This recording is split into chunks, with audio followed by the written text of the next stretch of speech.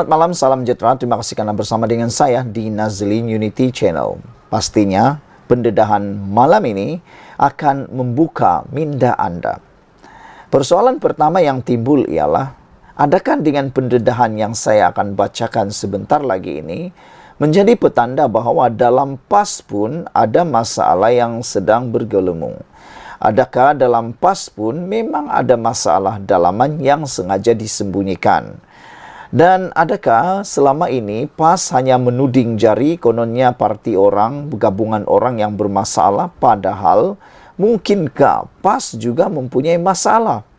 Hal ini apabila Presiden PAS mengatakan jangan tebuk kapal, jatuh kerajaan PAS, Hadi ingatkan ahli. Peringatan ini seakan-akan memberikan satu gambaran, satu clue bahawa PAS turut mempunyai masalah dalaman. Namun apakah masalah dalaman itu pun kita tak tahu. Tapi yang kita tahu sekarang ini ialah semua jawatan yang ada di dalam PAS turut tidak dipertandingkan dalam mana-mana pertandingan baru-baru ini. Presiden PAS yaitu Hadi Awang berkata, sekalipun ada kelemahan di negeri yang diperintah PAS, semua ahli perlu bersama memperbaikinya, bukan mendedahkan kepada lawan. Presiden PAS Hadi Awang mengingatkan ahli parti tersebut tidak menjadi penebuk kapal untuk menjatuhkan kerajaan di perintah PAS. Kalau dalam kerajaan, bolehkah menebuk atap?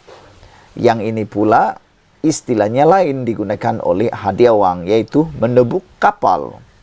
Katanya, sekalipun ada kelemahan di negeri yang diperintah parti itu, semua ahli perlu bersama memperbaikinya, bukan bertindak mendedahkannya kepada lawan. Jangan ada kalangan ahli menjadi penebuk kapal. Kita kena pertahan negeri kita perintah, kata beliau. Kelemahan kita tolong jangan dedah kepada lawan. Pemimpin cawangan, kawasan juga perlu bantu wakil rakyat, parlimen dan Dewan Undangan Negeri yang menang. Begitu juga kawasan wakil rakyat lemah pun perlu dibantu. Ini penting untuk meneruskan kerajaan kita perintah, katanya dalam ucapan penggulungan Muktamar PAS kali ke-69.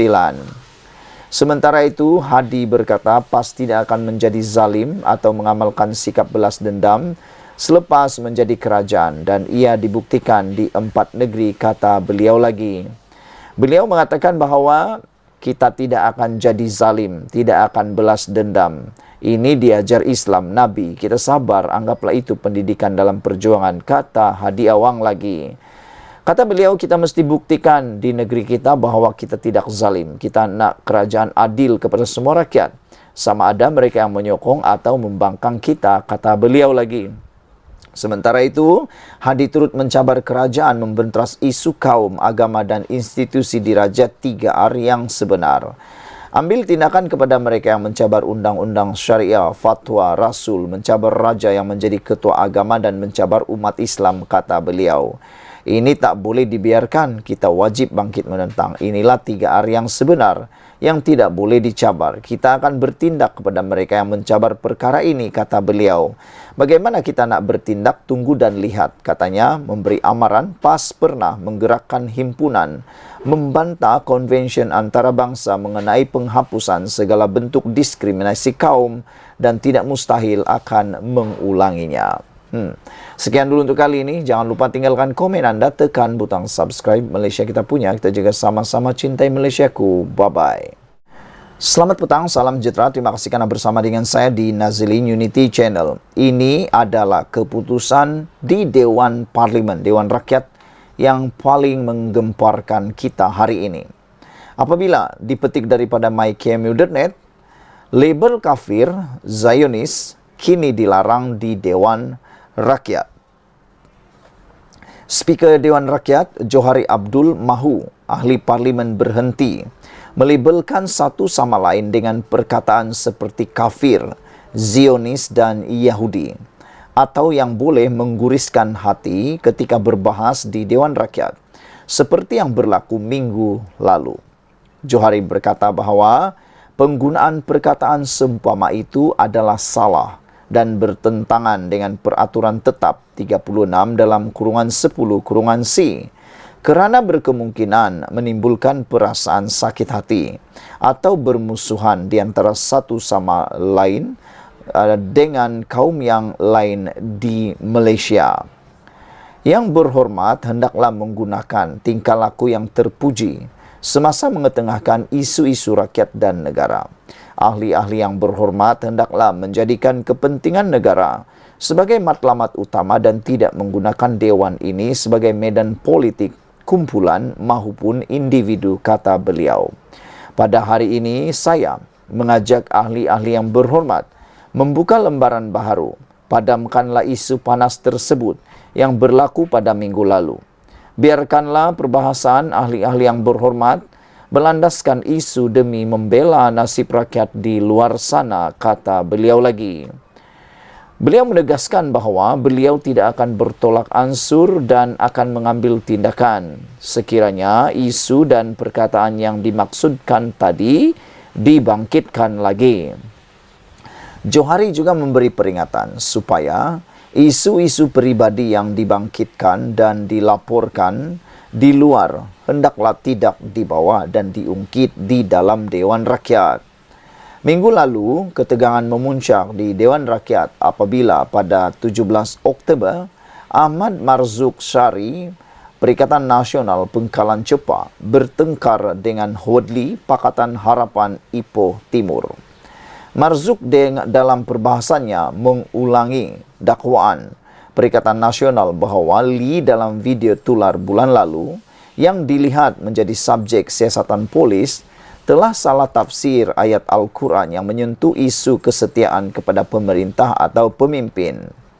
Wakil rakyat PAS itu kemudiannya melabelkan DAP sebagai kafir.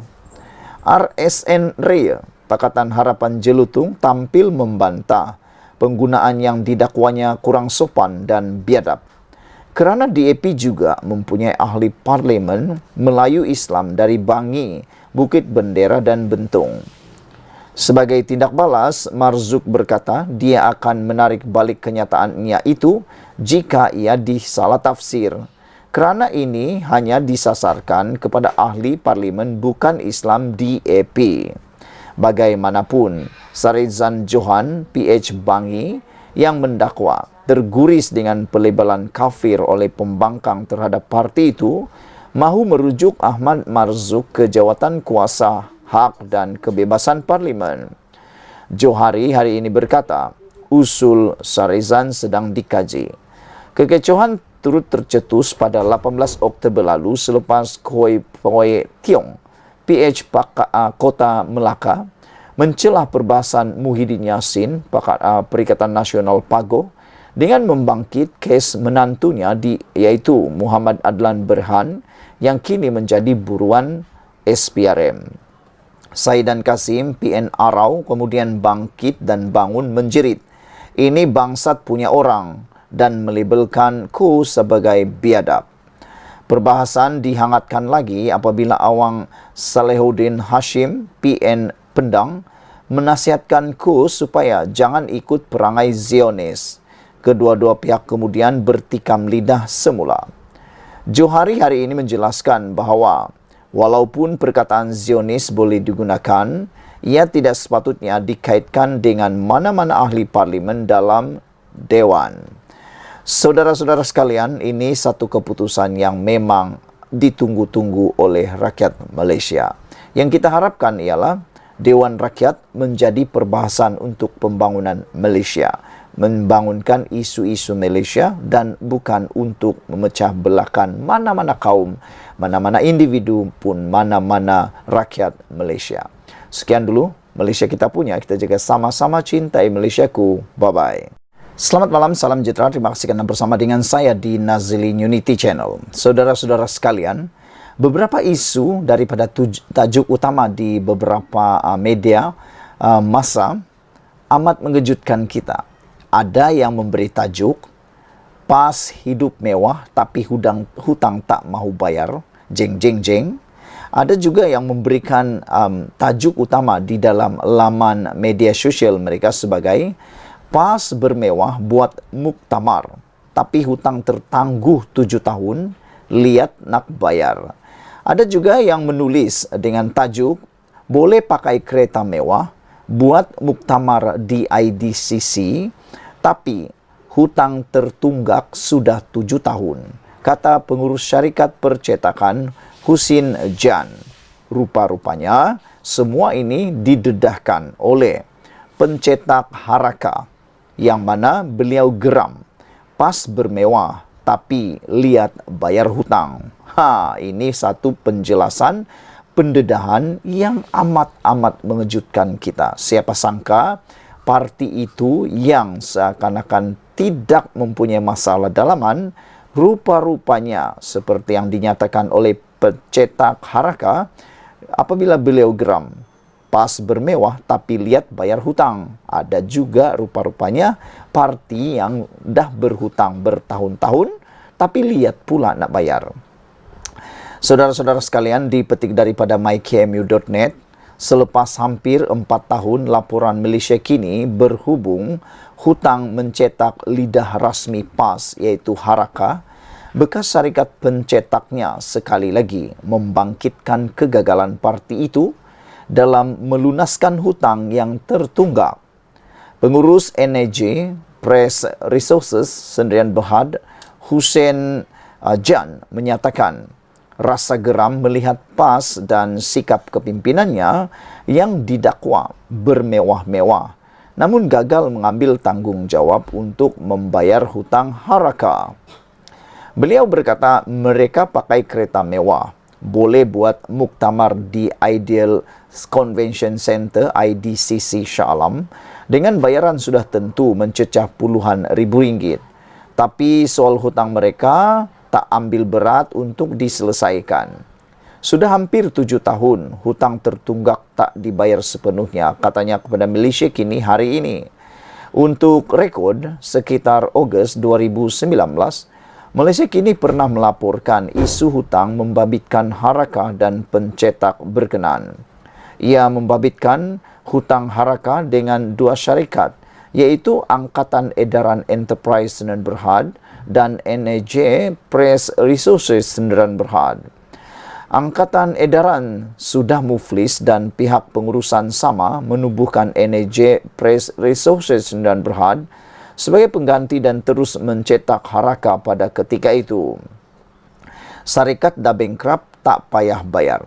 Bagaimanapun hutang Haraka dengan Angkatan Edaran yang telah muflis lebih banyak hingga mencecah nilai jutaan ringgit berbanding hutang dengan NAJ Resources hanya lebih 600,000 ringgit. Husin berkata, PAS dan Haraka enggan membayar hutangnya dengan Angkatan Edaran atas alasan syarikat itu telah pun gulung tikar. Menurutnya, syarikat tersebut menanggung beban hutang dengan pembekal kerana Haraka tidak mahu menjelaskan hutangnya. Dalam keadaan ekonomi yang sukar ini, kita perlukan sumber keuangan segera sebagai modal pusingan untuk teruskan perniagaan, kata beliau. Pemimpin PAS kononnya mengaku mengikut Al-Quran, hadis, ijma' ulama sebagai panduan. Tetapi sebaliknya menggunakan hukum sekular dan ketepikan hukum Islam kerana enggan bayar hutang bidasnya. Sementara itu, peguam mewakili NAJ Resources, Putra Taulan Rasul ketika dihubungi berkata, pihaknya sudah mengemukakan tuntutan terhadap PAS. Setiausaha Agung PAS Taqiyuddin Hasan dan penerbit Haraka iaitu Galeri Media Serbanika Sdn Bhd. Pihak kami juga sudah memfailkan permohonan penghakiman terus kepada mahkamah dalam usaha menyelesaikan tuntutan anak guam dan menunggu keputusan mahkamah, katanya. Dalam perkembangan berkaitan, Malaysia Kini sedang menghubungi pihak PAS dan Haraka bagi mendapatkan respon beliau. Laporan diperoleh daripada Malaysia Kini, dipetik dari mykmu.net. Saudara-saudara sekalian, anda pasti pernah mendengar bahawa kalau anda meninggal dengan hutang dan tak dihalalkan hutang tersebut, ianya akan dibawa sampai bila-bila. Ini kan pula dengan pengajaran ataupun pengetahuan ilmu agama daripada kalangan pemimpin PAS. takkanlah mereka tak sedar tentang bahaya berhutang yang tak dibayar dan tak dihalalkan. Kalau tiba-tiba mati, siapa yang nak menanggung beban hutang, beban bagi yang tahu, itu mungkin satu dosa. Terpulanglah pada anda untuk menilai sejauh mana perkara ini memberikan kesan kepada anda semua. Dengan tajuk yang paling hebat malam ini, PAS bermewah buat muktamar, tapi hutang tertangguh 7 tahun, lihat nak bayar. Sekian dulu untuk kali ini. Jangan lupa tinggalkan komen anda, tekan butang subscribe. Malaysia kita punya, kita juga sama-sama cintai Malaysiaku. Bye-bye.